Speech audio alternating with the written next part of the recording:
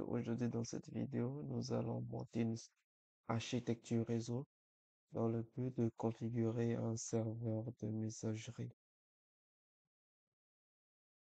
Avant de commencer, il faudrait que vous sachiez que je veux suivre cette typologie, c'est-à-dire il y aura un réseau LAN, un réseau NAT, un réseau DMZ et un Ethernet. En fait, l'Internet est relié au réseau NAT. Bien, pour commencer, il faudra installer 1, 2, 3, 4 machines. Mais si vous le désirez, vous pouvez juste installer 1, 2, 3 machines. Parce que je veux beaucoup plus utiliser 3 machines dans cette typologie. Disons que la quatrième machine, comme S2, servira juste pour des fins de test. Sans plus tarder, commençons. Bien, là je suis dans VMware. J'ai mes 4 machines. R, S2, B, S1. Tout d'abord, il me faut créer un réseau virtuel pour le réseau LAN. Donc, dans Virtual Network Editor, faire Change Settings, confirmer. Après avoir confirmé, faites ajouter un nouveau réseau. VMnet 15, je prends comme ça.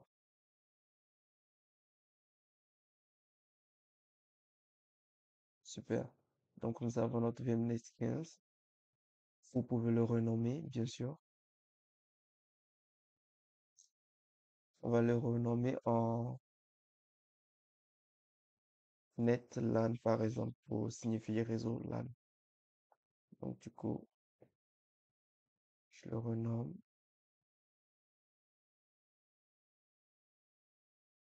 net LAN.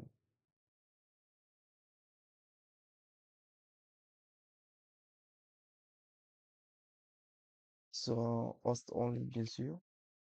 Je le déconnecte du PC physique. Je désactive le service DHCP de VMware et je lui donne son adresse qui est le 192.168.32.0.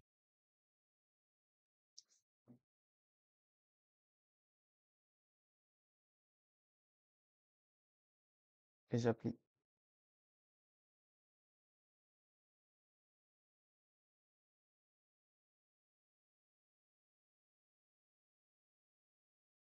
Et voilà, nous venons de configurer le premier réseau virtuel LAN. Nous allons faire pareil avec le DMZ et je vais vous montrer celui de Manat. Donc pour le DMZ, nous allons ajouter un VMnet, peu importe lequel. Le plus important, c'est de le renommer pour pouvoir l'identifier. Mon DMZ, il est sur le réseau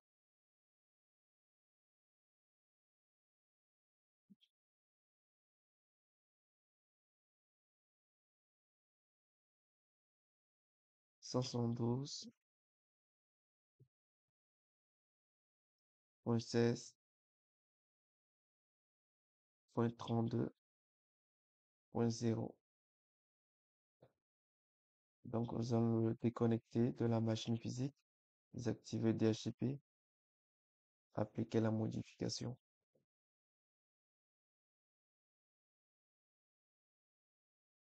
Ah, je ne l'ai pas renommé. Je le fais tout de suite. Ça s'appelle net DMZ. Voilà. Maintenant que c'est fait, nous avons les réseaux LAN, le réseau DMZ. Comme promis, je vous montre mon réseau NAT. Voici mon réseau NAT, qui est le VMnet 8. Il est connecté à ma machine physique. Et je laisse le service DHCP de VMware distribuer les adresses à mes machines. Si on entre dans les propriétés, on peut constater les plages, dans la plage d'adresse IP pour que le serveur DHCP utilise pour distribuer les adresses.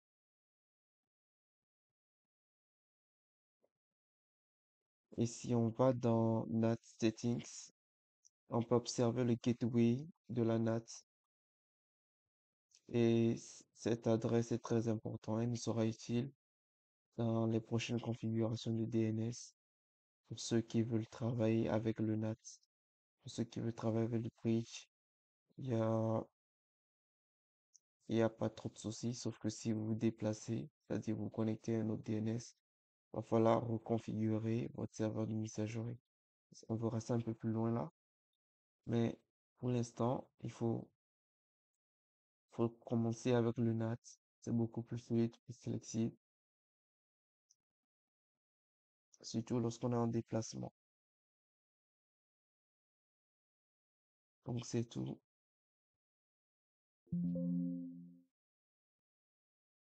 venons de configurer nos deux réseaux. La machine R aura pour adresse IP 192.168.30.32.1. Donc on va l'attribuer cette machine, cette adresse, je veux dire. Et la machine B aura pour adresse 192.68.32.10. On va l'attribuer aussi cette adresse.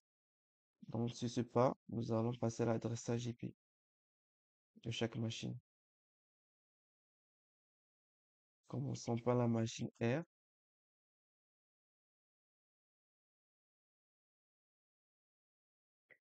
Avant de commencer, il faut aller dans les propriétés de la machine virtuelle R et vous assurer d'avoir ajouté quatre, quatre adaptateurs réseau. Moi, je les ai déjà ajoutés. Je vais les supprimer et vous montrer comment ça marche.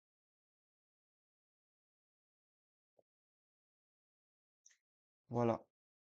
À la base, ça ressemble à ça. Vous faites ajouter. Vous choisissez nouvel adaptateur réseau. Et voilà.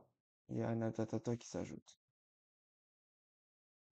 Voilà comment vous faites pour ajouter des cartes réseau. Je fais une console et retourner. Voilà. Et là, vous pouvez constater que j'ai déjà défini ici mes réseaux. Si j'ai défini le réseau LAN et si j'ai défini le réseau DMZ.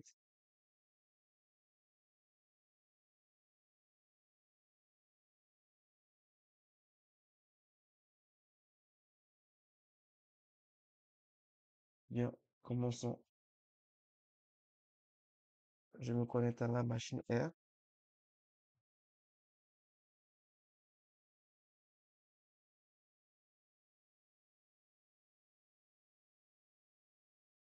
Voilà.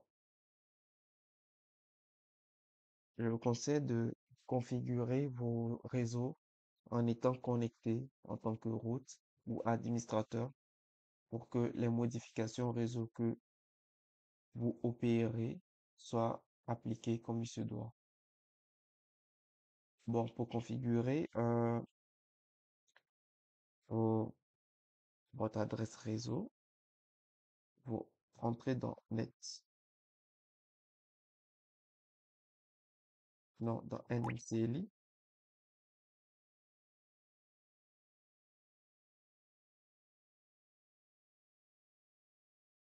Networking.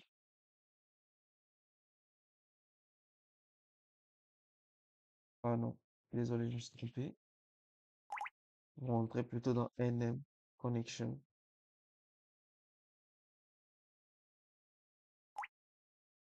Editor. Une fois que vous accédez à NM Connection Editor, vous cons- eh ben, elle est passée où? Ah, le voilà. Une fois que vous entrez dans NM Connection Editor, vous configurez vos adaptateurs réseau en fonction du réseau correspondant. Le 160, ça c'est la première carte réseau. Elle est en automatique et il doit rester comme ça parce que il est en NAT. Il reçoit la connexion Internet via le NAT. Il est automatiquement configuré par le service DHCP de VMware, comme je vous avais montré tantôt. Il y a le ENS 24.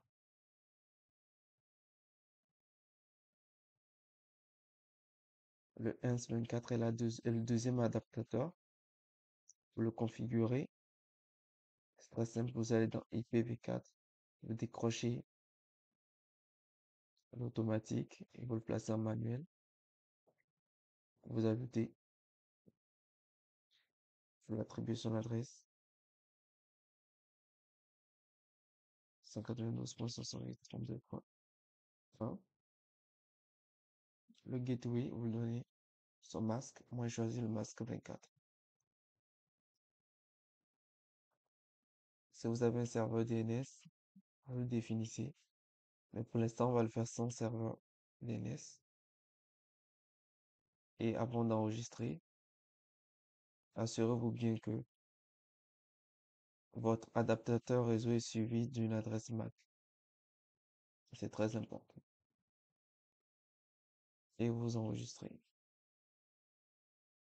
Ferez pareil avec la troisième adaptateur. Le troisième adaptateur.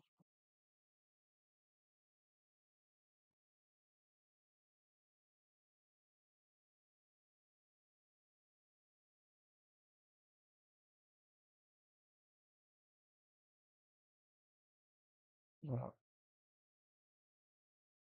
C'est en mode manuel.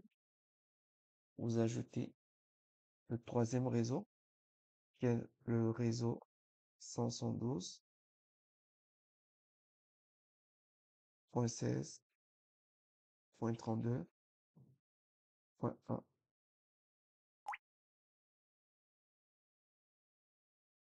Vous donnez /24.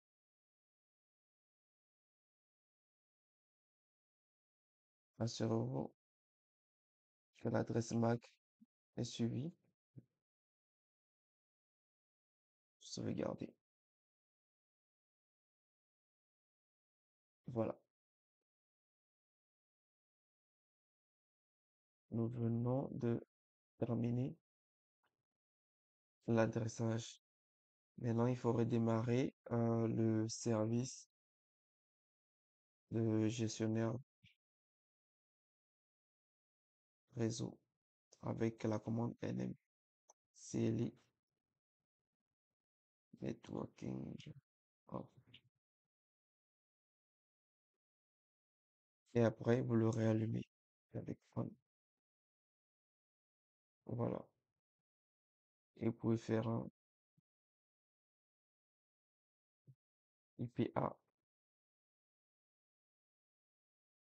Vous consultez vos interfaces.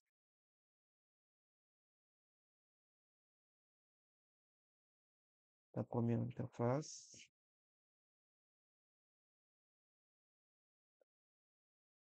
elle a hérité de l'adresse réseau de ANAT. La troisième interface, elle a été belle et bien configurée comme il se doit.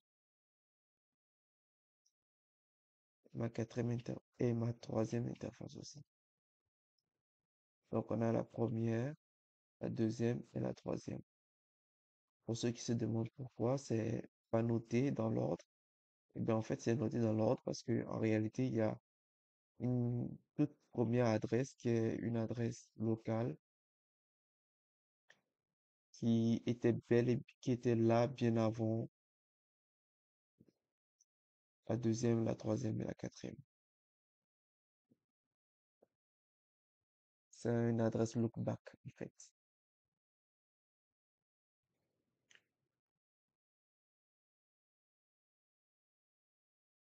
Vous pouvez aussi vérifier avec ifconfig.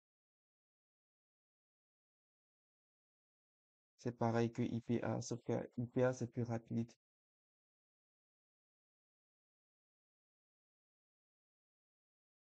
Voilà.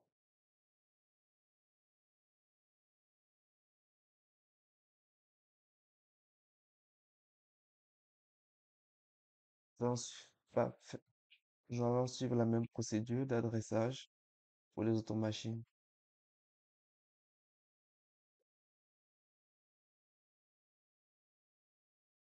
Là, nous sommes sur S2, par exemple.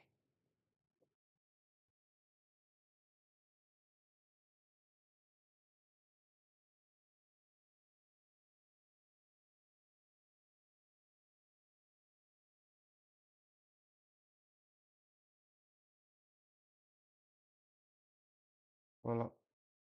Nous allons accéder au gestionnaire réseau.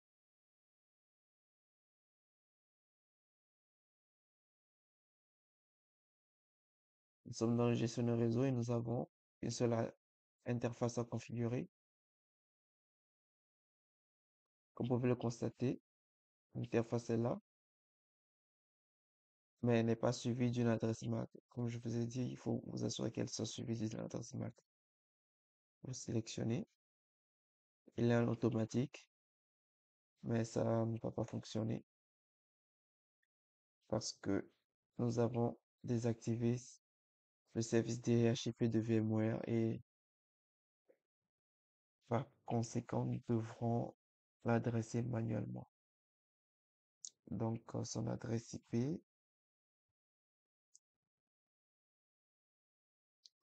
S2, nous avons cette adresse IP. Donc, là, c'est le 16.32.1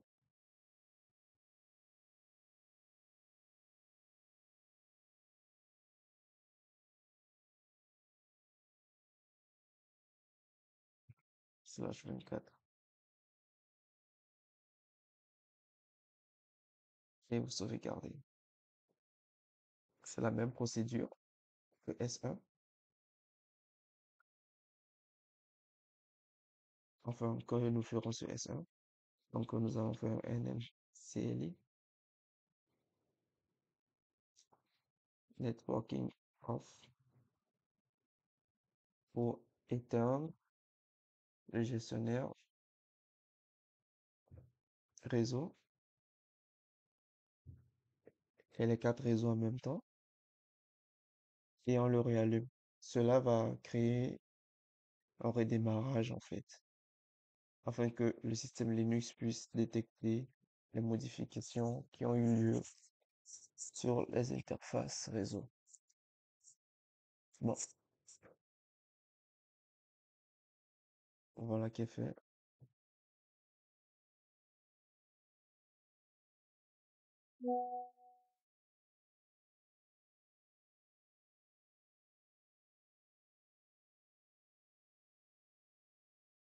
Là, vous pouvez constater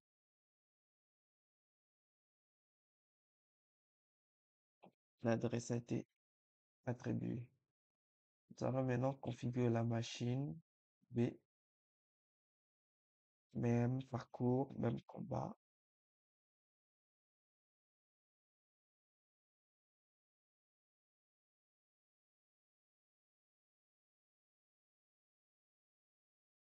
Je fais pareil.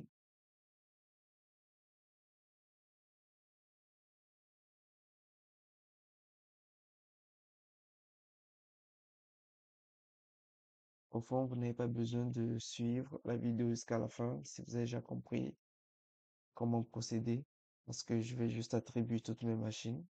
Je vais juste configurer toutes mes machines dans cette première vidéo, comme il se doit. Comme vous pouvez le constater, je l'ai déjà fait ici, donc c'est pareil.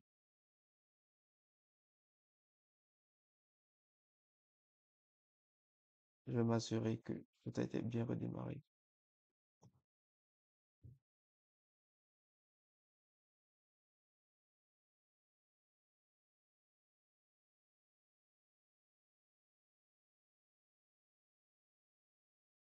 Super. Techniquement, si je ping, S1 avec, je vais dire, R, shipping R, ça devrait normalement marcher, la machine R. Donc, c'est 192.68.32.1.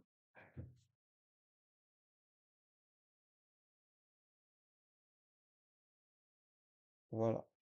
Si vous avez bien configuré et que vous constatez que ça ne fonctionne pas, vous pouvez faire un CTRL-C pour arrêter le ping. Comme je le disais, si vous constatez que ça ne fonctionne pas, vous pouvez tout simplement aller voir R, parce que R,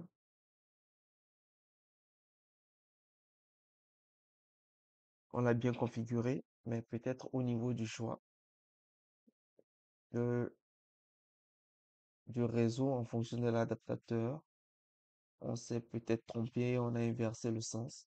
Donc, si ça vous arrive, vous allez juste dans les paramètres et vous inversez les deux réseaux. La première, elle est évidente. Elle commence toujours par 160 et on la change jamais, mais le reste, on les change toujours. Donc, je vais les inverser et pinguer, voir si ça marche. Donc, lui sera net DMZ et lui sera net LAN. Ça devrait corriger le problème.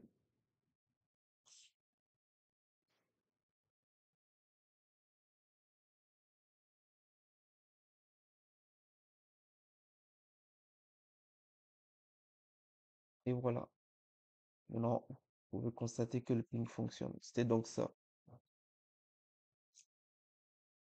Il nous reste donc une machine configurée. Moi, ce que je l'ai déjà fait.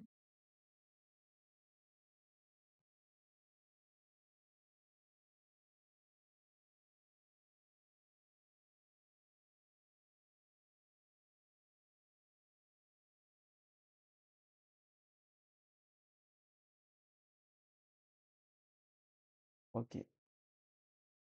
Donc, on fait pareil.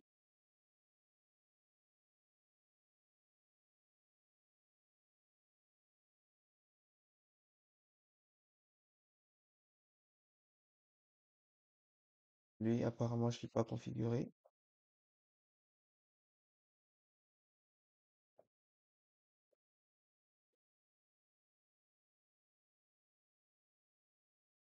Non, c'est le S, donc c'est 512.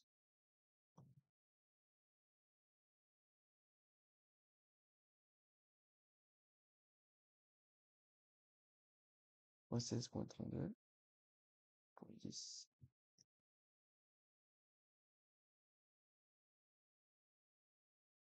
Et voilà.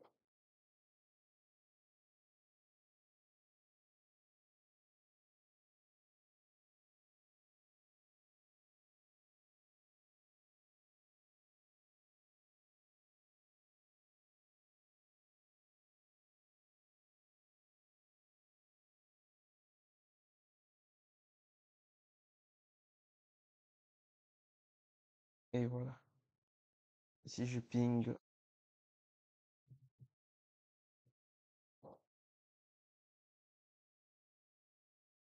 512.32 et point 16.32.20,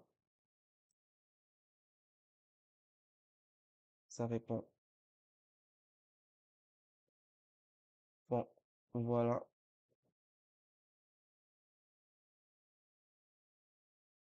Nous avons terminé. Il ne reste qu'une seule chose à faire. Vérifier si R a accès à Internet.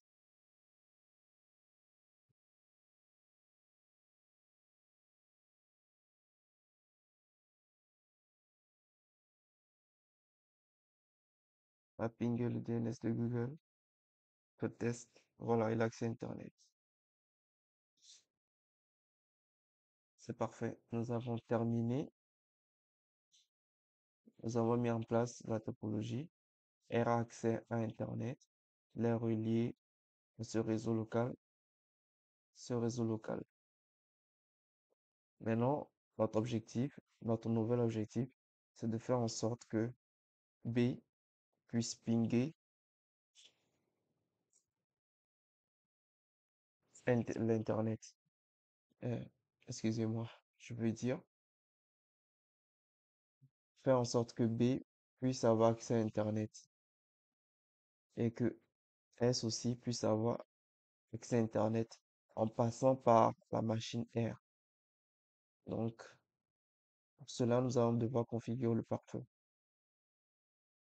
de R pour que ça fonctionne.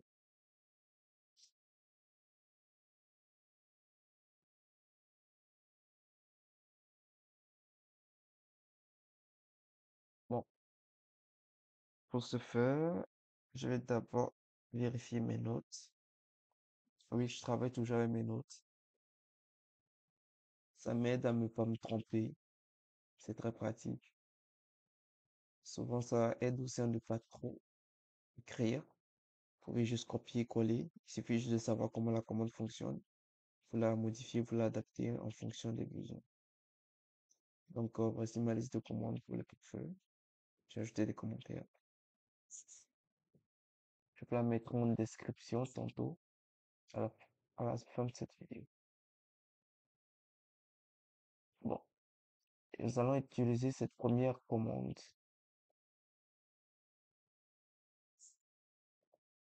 Get active zone.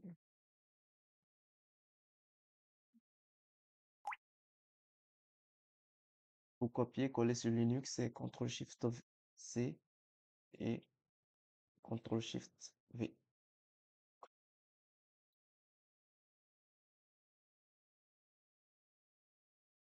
Cette commande est censée afficher mes interfaces et dans quelle zone ils sont. Là, actuellement, mes trois interfaces sont dans la zone publique.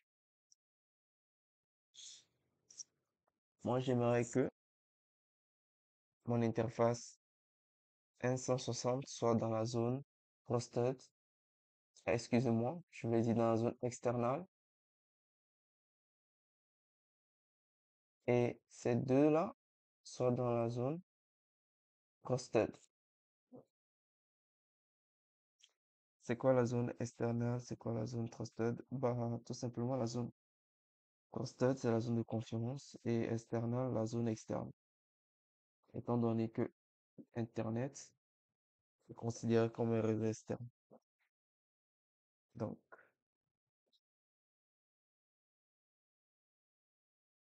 je vais utiliser cette commande.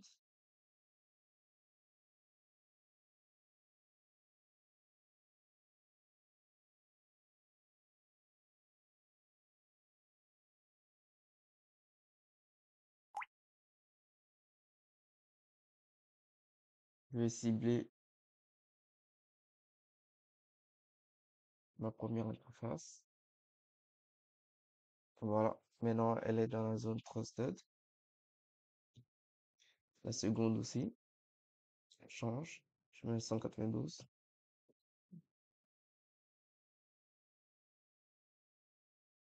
Success. Voilà. Et je peux refaire sortir précédente commande et vérifier. Vous avez remarqué, il y a eu du changement. Les deux interfaces sont entrées dans la zone trusted, tandis que l'autre, il est resté en public. Donc, on va terminer par mettre la dernière en external.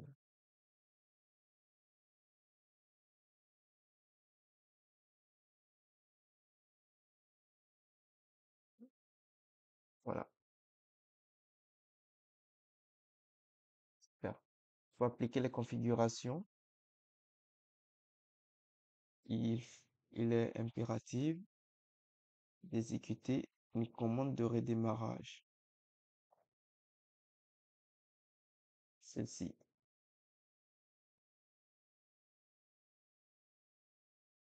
Elle redémarre le pare-feu.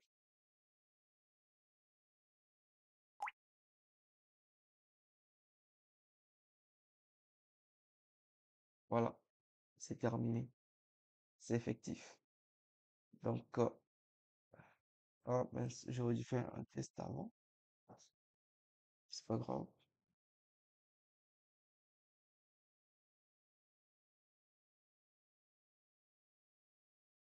Ah, ça, tantôt. Donc, si je ping Internet,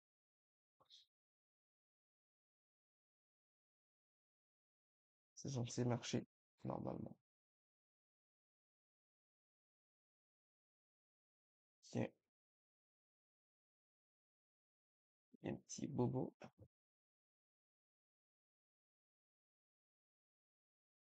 Peut-être parce que je n'ai pas configuré un trusted. Oui, il faut mettre l'interface de ce réseau en trusted. Comme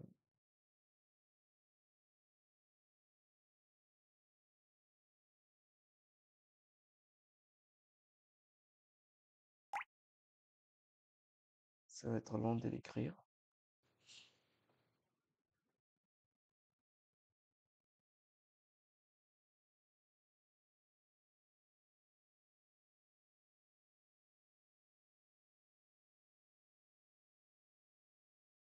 Parce qu'il n'a qu'une seule interface qui est sur le 161 160.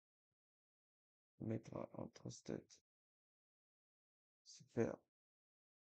On fait un reload.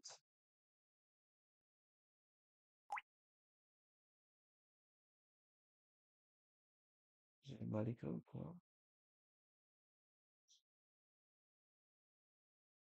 Voilà, c'est correct.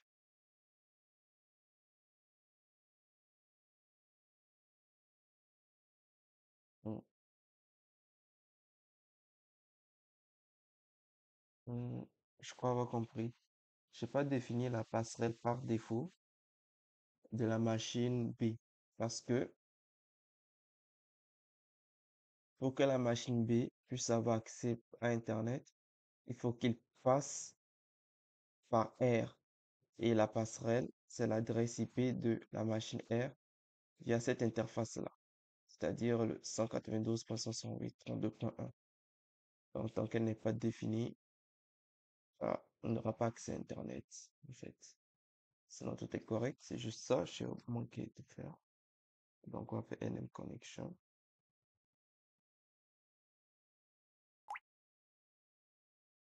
Editor.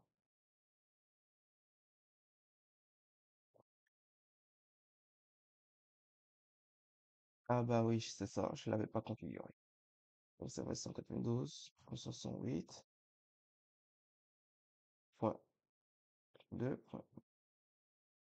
Sauvegarder, fermer. Et on fait un petit test, vous allez que ça fonctionne.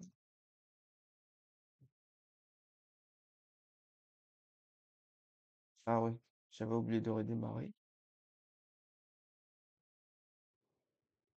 Ah, ah, je refais le test, ça devrait marcher. Voilà, il a maintenant accès à Internet. On fera pareil pour S1.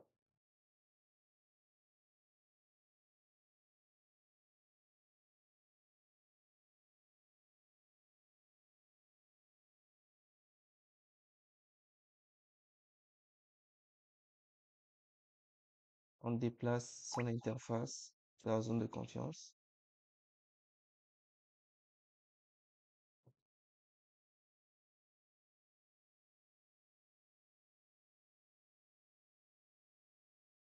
On redémarre pour activer les modifications. Ensuite, euh, on vérifie si on a défini la passerelle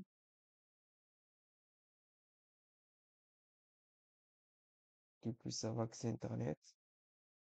Et lui, sa passerelle, c'est 192.168.16.32.1. Voilà,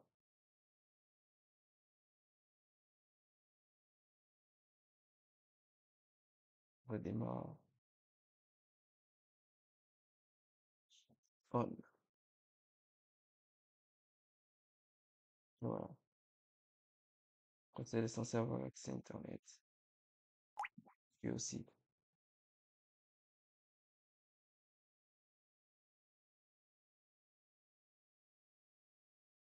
voilà, ça fonctionne. Donc, c'est ça le principe. Maintenant, c'est quoi que c'est la machine S1 qu'on vient de configurer là. Elle a accès à Internet. Bon, on fera pareil pour S2. Parce que j'ai interprété. Là, j'ai pas interprété. Donc, c'est pareil, on fera pour S2.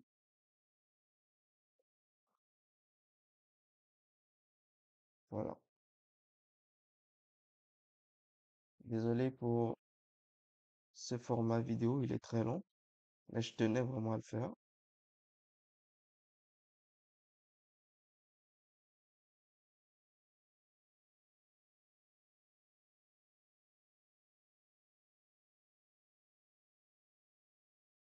Donc, ce sera pareil, on va le faire à l'avance.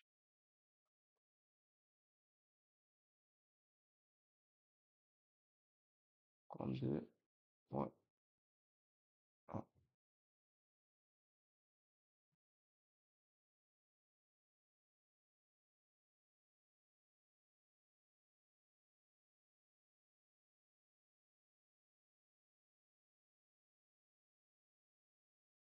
Non, c'est NFCLI. Networking of networking on. Voilà. Une fois terminé, vous pouvez faire votre test.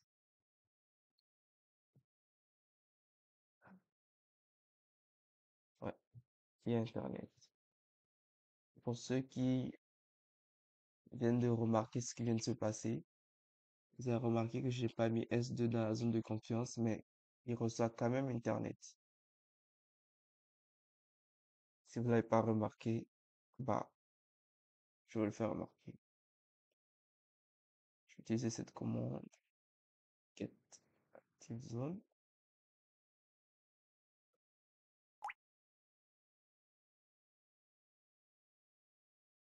Vous voyez, mon interface en zone publique, mais il reçoit quand même Internet. Donc, juste pour vous signaler que votre machine n'est pas obligée d'être en trusted pour recevoir le réseau, mais en public aussi ça passe. Ça dépend des configurations. Mais dans cette topologie, il faut que cette interface soit en trusted et non en public. Parce que public, il y a quelques restrictions. Mais en trusted, il n'y a pas de restrictions, tous les ports sont ouverts.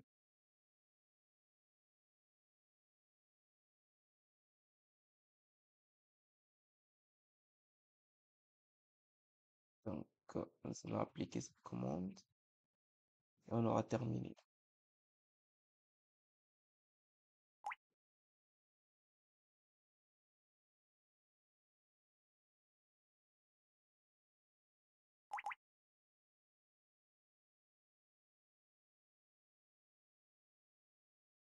Voilà. On redémarre.